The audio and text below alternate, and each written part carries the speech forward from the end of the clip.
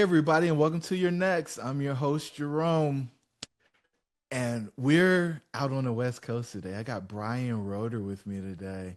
This guy met, well, I guess we kind of met at the Exit Planning Summit.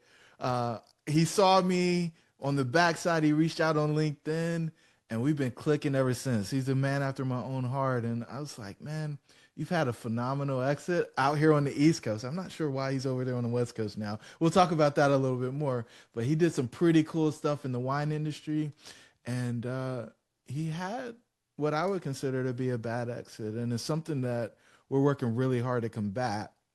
And so he's agreed to share his story and to also tell us how that's impacted his approach to helping people find their way into their next and exiting to something instead of exiting from their business. Brian, how are you, man? So good to have you on. Jerome, it's an honor. I'm so glad to be here. Thank you. So you had an exit. I had an exit. I've had a couple, but yeah, I had an exit.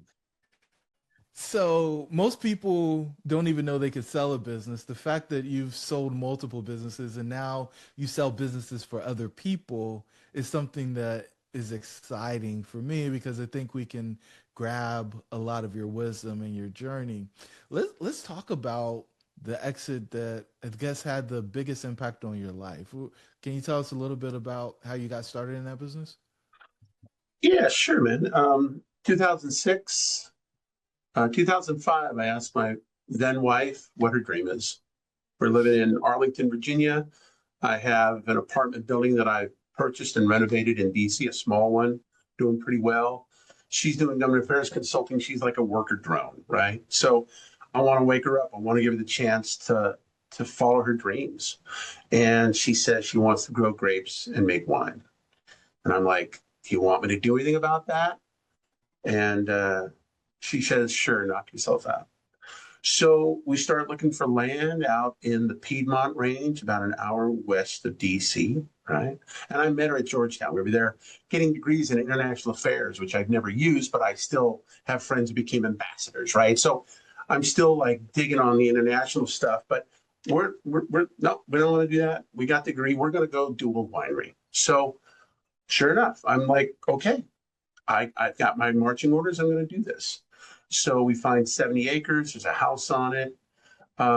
We beg, borrow, and steal what we need to be able to start making this happen. Family helps out. Go to the bank. Startup story, right? And I end up uh, working with her over the next 10 or so years. We plant 30 acres of vines, Chardonnay, Cabernet Sauvignon, stuff Petit Verdot. And I end up, because I used to be a carpenter, I end up building ultimately a 25,000 square foot winery. I bring the crews, I manage them, I design everything. In Virginia, you don't need permits, which is pretty cool. So you just build the thing. It's like for a guy who likes to build, it's the best scenario possible. So meanwhile, we start making wine. And now the day we open our doors, we have the biggest opening of any winery in Virginia. Um, 4 months later, I have $450,000 in bills I cannot pay sitting on my desk. I gotta figure out how to pay for all the stuff I just put down in the cellar to be able to make wine. All this incredible equipment, right? And our first harvest comes in that fall.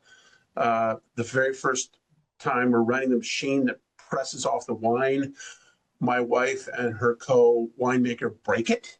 They shear the motor off of it. I go to where they say, I think I'm good enough to pay for everything once, but I'm not sure I can pay for it twice. I mean, it's just every imaginable experience starts to accumulate. So, long story short, we make it work. I start selling equity in the business to investors, which are mom and pops, just like us. Um, and we end up with 27 investors. Fast forward about 10 years into this, the marriage is coming apart. And we kind of diverged in our vision for the whole thing, but we stayed partners. Finally, starting about 2016, 2017, I started looking for buyers for the business. And at this point, we're the most popular winery in Virginia. It's called Barrel Oak Winery. It's still there. Some billionaires bought it because they wanted a plaything, right? You get to a point in life maybe where it's like, We own a winery. Okay. So, okay, whatever. That's cool. But I got this thing to market, and this guy, realtor I signed with, he did all the wineries pretty much and vineyards in Virginia. And he would have people come say, I want to buy a winery, and say how much you want to spend. And based upon that, he'd taken whichever wineries are in that price range. So he walked about 40 people through my door, and then he walked away each time. He basically said, here, now it's all you. And I never got any help, except every buyer that walked through my door had great questions. And I learned from them about what it was I needed to do to package my winery for sale. I figured out what they're asking, what they're looking for, what the metrics are, what I need to do to present it, what my one pager, my three pager need to look like, what questions I was probably going to get asking, what my financials needed to look like. So I'm doing all that on my own. And at the end of the day, in 2022, I was able to sell it to some billionaires. And I probably left about $1 million on the table because I didn't know what the heck I was doing. But at the same time, I did pretty good. And just to put this perspective, on a busy Saturday, I would have 1,500 people in that winery. So That's a there are lot. different scales of wineries, man. And we were all retail. We were one of the largest retail operations, solely retail in the country, top 10%. I had 41,000 Facebook fans at this business. I built every single one on a handshake at the front door. Welcome to Barrel Oak Winery. The first 6 years, every weekend, welcome to Barrel Oak Winery, and scaled it and built it that way. So it was a lot of fun. I learned a lot. One last thing. I tell people, wineries are great. Anybody who's interested in winery, give me a call. I'll tell you everything about it. I tell people that wineries are mom and pops that are basically like Standard Oil in 1900. Why? Because we're vertically integrated. We're 6 or 7 businesses. We're making, we're farmers. We're making the raw good. We're manufacturers. We're making a highly regulated, consumable alcohol. Talk about compliance. We're marketers. Just because you build it doesn't mean they're going to come. We're retailers. That's where most of my employees were. $1 million payroll, by the way. And then at the end of the day, you're wholesaling too, if you get into that line. And then you run in the business that does all that. It's an extraordinary experience. It is definitely a practical MBA. I'm so glad I got a chance to do it. I had no idea what I was doing in whatever my head, but somehow I pulled it off. So, did you always stay in the role of chief everything officer, or did you guys like get employees and like get away from the day-to-day operation at some point? We started with 3 employees. At the end, I had 15 reports that were my key people. That part of my success was building a team and then empowering them to be able to take over sections. I just mentioned like 7 different companies. Well, basically, I set the vision, I set the standard, I created the infrastructure both operationally and physically. And then as the time went by, I hired people into the roles, and at first, I just took my best person and said, here's a step up for you. But they weren't always ready for that. They weren't always happy with that. So I finally figured out with some help of a mentor, you build the job description of the role, and then you put the right person you hire into the role. And finally, when I started doing that around 2014, I really supercharged the business. And then I had a terrible injury in my vineyard in 2018 where I cut the nerve that runs my foot, and I had to basically spend 10 months in 5 surgeries learning to walk again. And it kept me away from the winery much more than I'd been. And I had to empower these folks to take on a lot more responsibility and take over day-to-day operations. And while I was the captain guiding the ship, setting where we were going and why it mattered, they were the ones running it. One of the things that really helped too is we became a huge part of our community. We developed this just huge commitment to charitable engagement, and we had a lot of not-for-profit events on site that raised over $2 million. We were the good guys, and the people that worked for me loved being the good guys.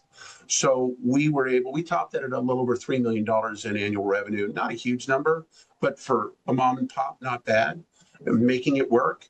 And part of the biggest thing I'm proud of is that aside from building it and making it work was the group of people who ended up really caring passionate about it and making it all possible. The team that I assembled and motivated really touched my heart. That's the thing I miss the most, I think. Yeah, it's and how long were you in the thing? How long were you in the business? Uh, Bought the land in 2006, opened in 2008, Memorial Day weekend. and sold it in late July 2022. So 16-year journey that went by like that. There it is. So, we typically see people are 15 to 50 years in. And if you're over that period, it's the team that they talk about more than anything else. And Yeah. wanting the team to have a great experience post exit and et cetera, et cetera, et cetera. But that's who they miss. They miss the people. When we're doing these workshops, we're doing one at MIT, and the group, we had a panel of post exit founders, and the thing that was so true for each and every one of them was that the people that they worked with went with the business. And that's what They happened for lost me. those relationships. Yeah. On average, we see that 60% of those day-to-day relationships go with the business when somebody exits. The buyers said that they were going to keep the main crew. A few are still left.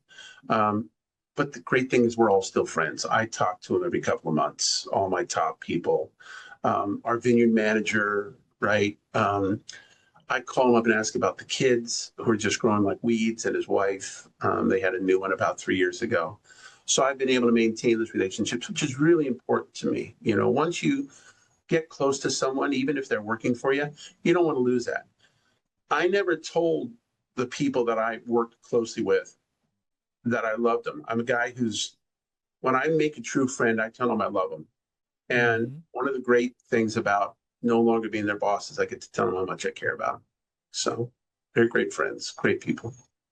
You know, it's interesting you say I talk to them every couple of months because you probably used to talk to them every couple of hours. Yeah, yeah.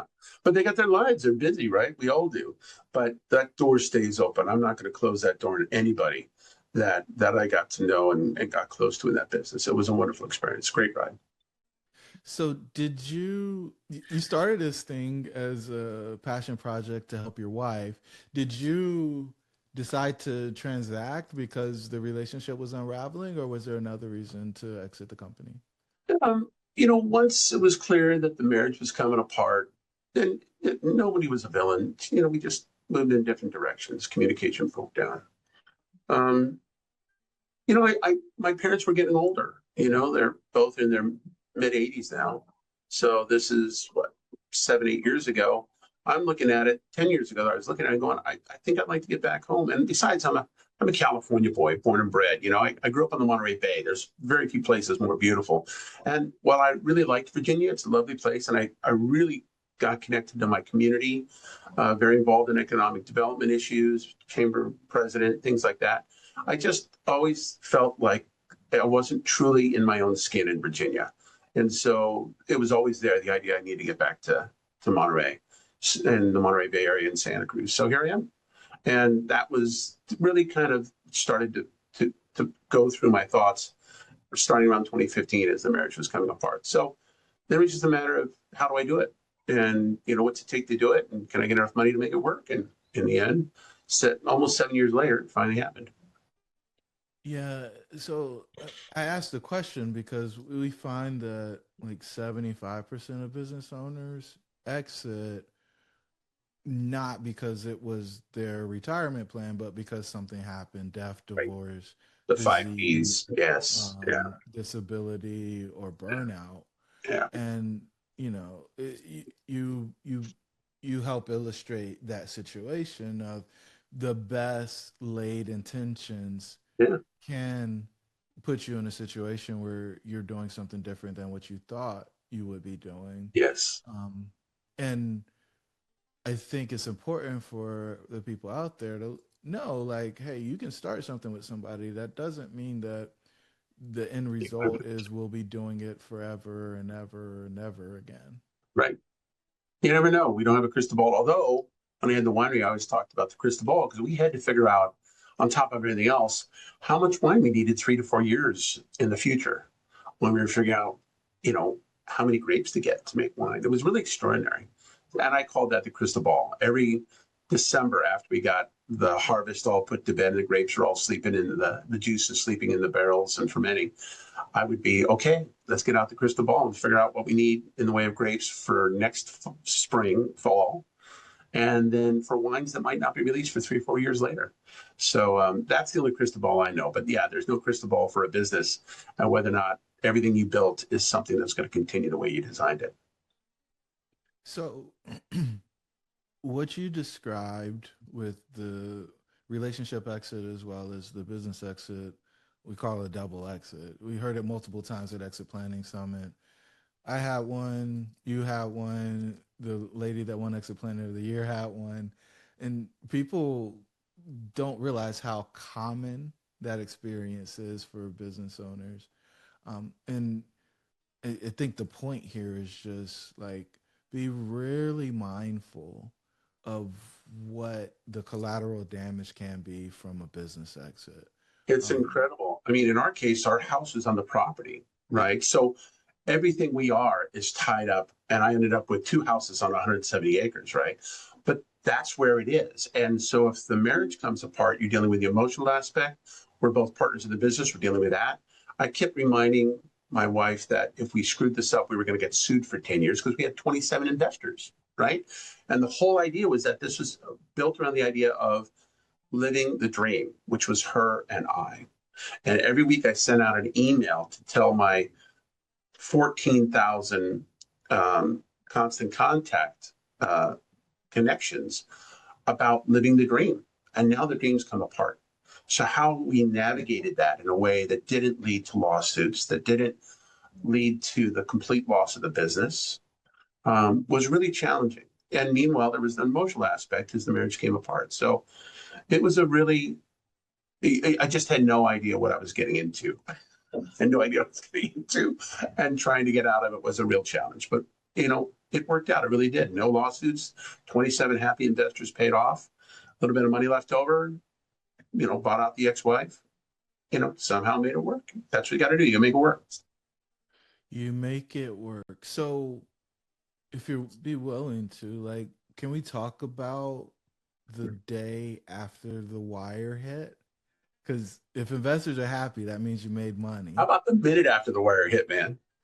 Okay, let's talk about the minute after. I'm Tell me literally, about it. I'm literally in a house, and now my ex-wife is gone. I'd actually gotten involved in another woman several months later, and so we're living together before the marriage.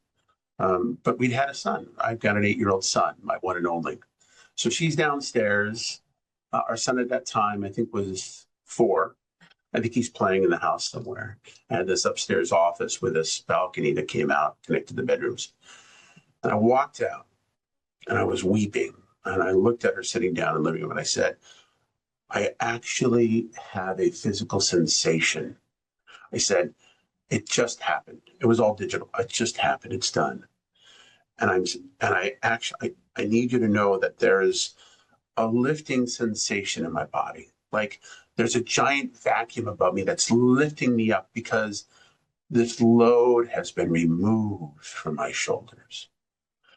And I'll never forget that sensation because I loved what I did, but there was such a load through all of that. And just like that, it was done. And I felt it in my very being. It was really extraordinary, Jerome. It's really something. I haven't really had that experience before. So you got the relief. You hit the summit. You got the relief. You got a whole new view of the world because you fought through it. Like it was challenging, right? It was It really difficult. was. Yeah. It it probably tore you up inside out. How long did it last? The feeling, Yeah. uh, you know, for a few months. Here's my situation's a bit unique. In late 21, my father flew out and said, I want you to come, if you sell your business, I want you to come back to California and take over the family business, which is a 223 unit housing community here on the Monterey Peninsula on 53 acres, worth a lot of money, right? He's owned it, built it, owned it for 40 odd years. So here he's saying, if you sell this business, you can come over and buy and take over this business and redevelop it and create generational wealth for your brothers and their families and yourself. So I had a place to go. I had a I had a plan. I had a landing strip, which motivated me then to sell the winery. I've been trying for years, but now I really was motivated, right? So the stars aligned. I got it done. I moved my family back here now to California, right? And this is so exit planning quintessential right here, dude. So I come in to the new business in September, in his business, September of 22, and spent there was supposed to be a year for me to learn the ropes and then take over and then redevelop the whole thing. I've spent my life preparing for this. I'm so excited. Well, pretty quickly becomes clear that he has no intention to let go of the business. He's a wonderful guy, but he has not resolved the idea of being post exit in any way, shape, or form. And he is conflicted. He's 84 at the time. He's completely conflicted. And I'm sitting here going, I thought we had a deal, dude. We put it in writing, right? And every single day, all he's doing is micromanage me on what to do with the residents. And it was extraordinary because I went from this person that had created this thing in my community, that had given to my community, had become engaged with my community leadership. And now I'm literally telling people how to wash out a bathroom, clean a bathroom that when people move out. It was really an extraordinary shift. So my sense of who I was now on the back end, my God, I mean, I'm this, but now I'm this, right? And so it was really, and because he was conflicted, he wasn't really able to communicate clearly what was actually going on to me because I kept thinking this leads somewhere. And where it led was after about 2.5 years of beating each other up, I left the company. So then I was at my next transition was, okay, so who am I now? What am I going to do now? How am I going to, I mean, I had some money in the bank, but what is that? What's next? So it's kind of a double tap, dude. You know what I mean? Double tap it.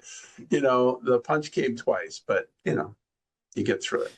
You know, I appreciate the way that you presented that because whether you work for the acquirer or you go work somewhere else, being an entrepreneur for 15 plus years, having a job doesn't really 30 work. years. Going from Yeah. entrepreneur to employee, even if you're like grateful for relief, it Well, it's you're also meant the it a little culture. differently. It's also the culture. The people that worked for me at Barrel Oak, they went elsewhere and they did fine. And some of them had been entrepreneurs in their previous life because they found a grounding at the winery that was based in their skill set and respect for that, and not micromanaging them, giving them the ability to move forward with their objectives within the parameters that we set for the organization together. By the way. And going to an environment where you're sitting in a seat and being told every last thing you need to do is such a different culture. And it's not always like that, but it's a reason why I've been an entrepreneur. I did not want to be in an environment where I had to answer to somebody else and whatever their whims were. And here it was happening with one of my closest people, which is my dad. So I think it's possible to be an entrepreneur and then go into the right culture, the right environment where your knowledge and your skills and your experience and your passion are all allowed to be expressed. But when you go as an entrepreneur in a very different environment, it's really challenging. So that was another experience in life right there. Did you find those people that were working for you in the winery that you said were entrepreneurs in the past? Were they entrepreneurs for like a significant length of time? Were they, 20-year entrepreneurs or did Yeah, they try something? the guy who was basically front of house in the winery. And keep in mind, 1,500 people on a Saturday. That's a lot of it's a lot of It's a moving lot of parts, action. right? Um, he'd owned restaurants, and he'd been a sales manager for a big auto dealership. But yeah, he'd owned restaurants, a couple of restaurants, and he'd been, his own owner for at least 10 to 15 years. And that's how we got to know each other. And so, and he transitioned to other stuff afterwards, and he's fine with it. So, I love it. Love it. So you moved back and then you realized the deal that you got sold wasn't the deal that you actually bought. Um, so you pivot. And what do you pivot into? well, I got to tell you, so I'm looking to buy some real estate, do some renovations, maybe do mixed use. I'm thinking, okay, I don't know, I had more money in the bank than I ever had, a little over $1 million. And I'm thinking, okay, I'm going to put this money to work for me. So that's what I'm starting to work on. And then on January 16th, 2025, during the fires in Los Angeles, up here in the Monterey Bay, about 400 miles north, the largest battery energy storage facility in the world at a place called Moss Landing catches on fire. And it puts out thousands of tons of an incredibly toxic vaporized crap that's inside those batteries. They're industrial scale. Imagine, I think it's 3 million AA size relative batteries. They're giant blocks, but over 3 million. Imagine throwing a match on 3 million batteries, AA batteries. This burns up. Everything in those goes out all over the region. And I ended up getting involved in co-founding a community organization that's trying to figure out what happened and why. We do testing, which is never done because the government's too slow. They're not testing. We actually find out what came out. We got the data. We can prove it. And we get very engaged in trying to get the government to support the community after this fire. Thousands of people got breathed in this crap. Hundreds got really sick, including my wife. So we had to, my second wife, so we had to abandon our house. We're literally leaving our house 12 days after this fire to protect her and our son. And now everything's torn to pieces, right? So I'm no longer building out my new business. I'm working 60 hours a week trying to help my community figure out what's happened, to mobilize. I'm doing interviews with the New York Times. I'm like the spokesperson for our organization. And then it all kind of goes away because the world is moving so fast. There's so much stuff going on, but we're still fighting. But for 4.5 months, I'm 60 hours volunteer and spending what money I've got in the bank to get us in a new house, to pay for the Airbnbs, to move. I mean, it was craziness.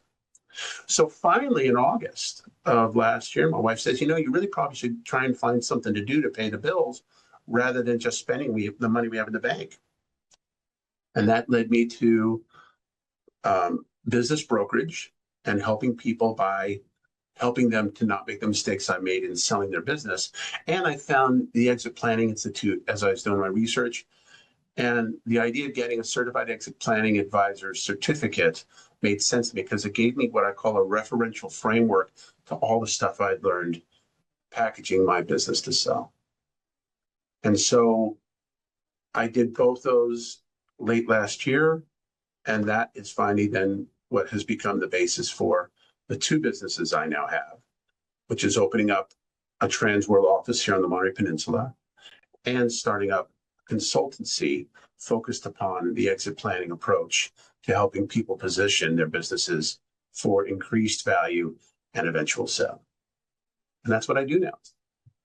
So there's people out there listening like, man, Brian has been through it, right? He's got One word, the resilience. scars. Yeah. One word, resilience. If you don't get It, resilience in your life, you're doing something wrong, or you're more blessed than and I'm a lucky man. But resilience, resilience, resilience. that's my favorite word. So they're talking about that, right? They're thinking through it. They're like, man, I don't know if I got to go through that to get the thing. I don't know No, if I want it's the just thing. me. Don't In do the it. same breath, though, they're also thinking about the things that they've been through, and they're Exactly. questioning, like, okay, he made it through that. I can make it through this. Um,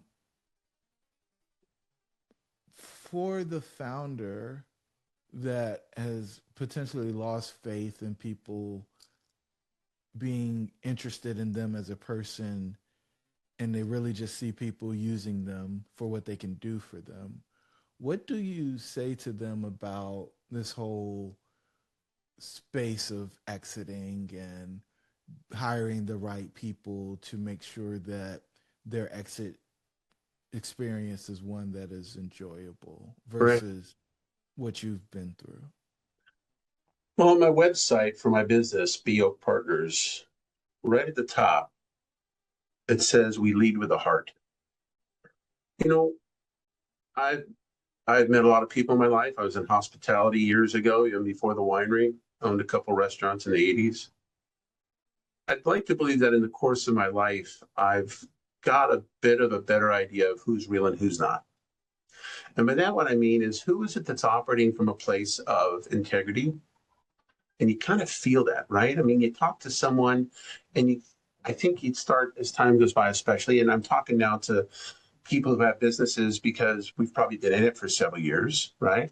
So we've dealt with people, we've dealt with salespeople, with customers, and I think we start to get an idea of what's real and what's not. Now, that doesn't mean we're always right. It just means, generally speaking, we get a sense of the people who are actually there because they want to be there and they want to connect, and the people who just want something from you, they want to extract. Connectors versus extractors. Mhm. And I think what's important is to get a sense of, are you talking to a connector or an extractor, right? And that doesn't mean extractors are bad people or that there isn't a purpose to what they're doing that may be useful. It just means that when it comes down to the stuff that really matters, you want to find the connectors, right? You want to find the people who lead with their heart, the people who are authentic. That's why I wanted to talk to you. That's how we connected. We didn't really have a chance to do that at the summit, but I was in a seminar, I listened to you speak. There were a bunch of really great, amazing people there. And I just felt a connection to you because you were speaking from your heart. And you showed that you genuinely wanted to help people, that you genuinely there, as much as any other reason. I'm sure you had several, but as much as any other reason, you were there because you wanted people to hear the truth of how they could help others, the opportunity that they had in doing so, and the opportunity they could present to others in doing so. And I heard that. I heard that in your words, and I heard a genuine aspect to that. And so those are the people that we want to find.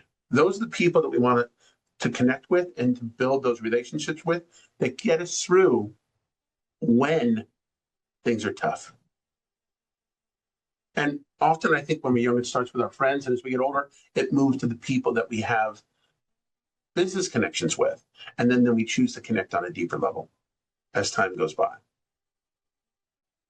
I deeply appreciate you sharing that with the audience. I work really hard to be authentic, and I really want to connect with people. One of my mantras, one of my affirmations is, um, everyone I come in contact with will be better because of our encounter. And so I am extremely grateful that you picked up on that and you shared that from your personal experience. The This concept of, making the world better, helping other people, is something that I find universal in the pursuit for living out or achieving our purpose or self-actualization. You are taking your lessons and using it to protect those who entrust you as their guide to liquidity and beyond. The thing that I think people should really grab from what you've shared on about your journey is, it's not he's not just doing it because he's a great person. He's doing it from a place of understanding. He's being the person that he wished he had when he was going through this process. Imagine how much better his experience would have been had he had someone who truly cared for him and didn't believe that if you get enough money, you'll figure out what's going to happen on the backside of an exit, and actually walk with them on the journey. Like the missteps that could have been avoided, some of the Right. pain or the challenges that he, in for all intents and purposes, had to fight through himself. Um, that is the real opportunity. As you're selecting advisors, you But, people throw around the word fiduciary all the yeah, time, yeah, but they're only talking about it from a monetary standpoint. Fiduciary has a much broader meaning, and I think if you dig into it, you'll begin to see it from the perspective that I have. it's interesting as you were speaking, Jerome. I thought of as I learned more about the experience of so many owners post sale, and I try and relate it to my life. I think of a period of my life where I felt hollowed out, Mhm. and it's a terrible feeling. It's a sense of a pointlessness where, is this it? Is this the Willie Loman moment? Is it death of a salesman? Have I kind of gotten to my high point? Is it a coast from here? What do I do? Who am I? And it's a hollowing feeling. It's a sense of not being in possession of oneself in a way. And it doesn't always happen, I think, when somebody sells. There are times in life for personal reasons and other reasons where it does perhaps happen.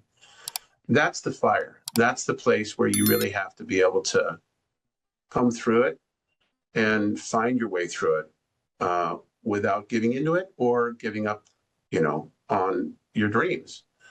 And that's, I think, the inflection point where opportunity begins. As I look at my life since selling Barrel Oak, and I had other businesses before that, but really Barrel Oak is where I kind of got everything right. It's just been one thing after another. As you heard, it's just been one freaking thing after another. My wife was very sick even before the fire, and other times in other places. With 18, we both had 5 surgeries. I mean, it's just been one thing after another. And I've got an 8-year-old, and he gives me resilience like you would not believe. He is the dream made real in life. He's my one and only. And I look at him and everything's okay. But setting all that aside, in spite of all the challenges since selling the winery, and getting to that point, COVID, everything else, the waking up at 3 a.m. and wondering how I'm going to keep these people employed and paying them, and closed for 4 months during COVID. So I sell wine. I have 1,000 people there, and I have to figure out how to pay the bills in the dead of winter when I have the least amount of money in the bank. All of those things, in spite of all those challenges, the hollow place is the place where I started to find my strength and to really find opportunity. And even though the waves keep coming, right? Monterey Bay, surfing, all that good stuff, the waves keep coming, and I keep getting under the wave and coming back up the surface and getting a big breath. They seem to keep coming. In spite of that, I'm more hopeful now than I've ever been, because I've made it through the hollow place.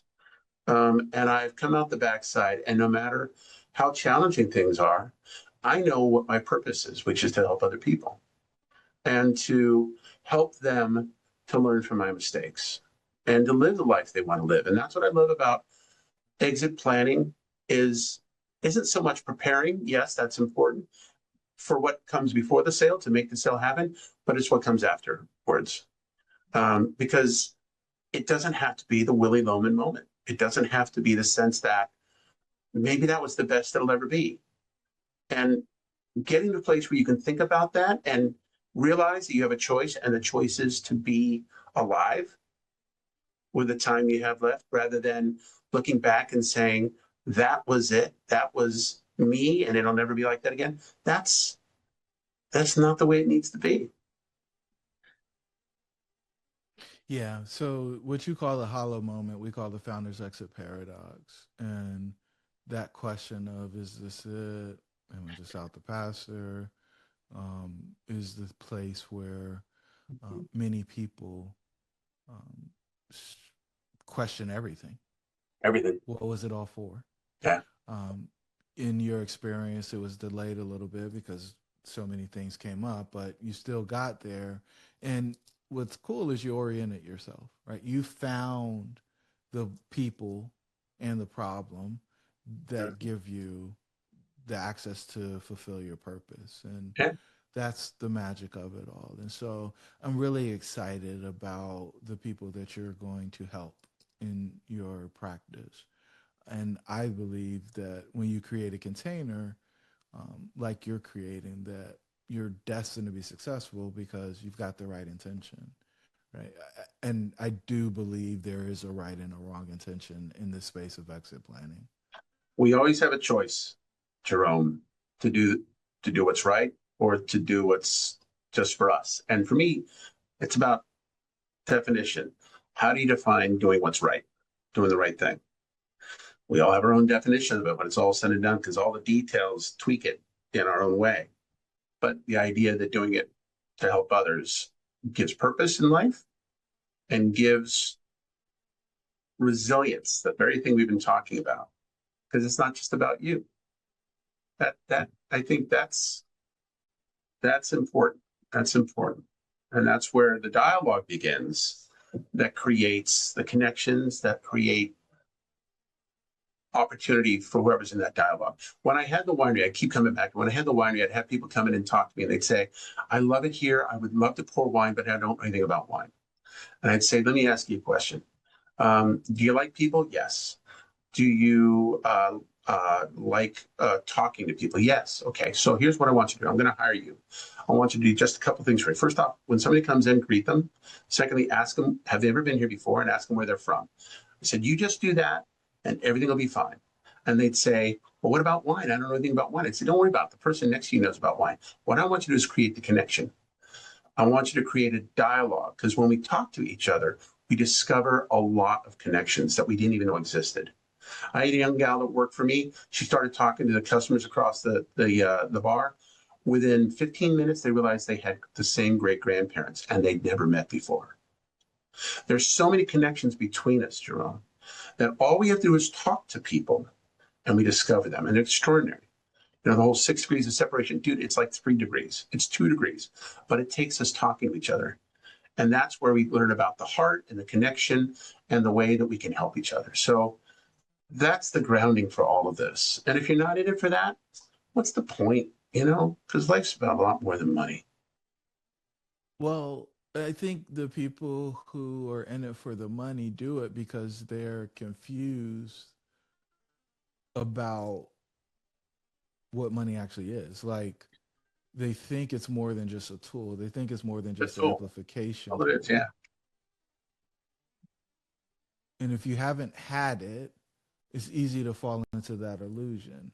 Or Like, you have had it. It can also be an illusion because some people just think money is I'm with you. It's a tool. It's a tool for other things that you can choose to do, and that's up to you. Your choice of how to use money ties into you give it into charitable events, you use it to, to help kids who got cancer.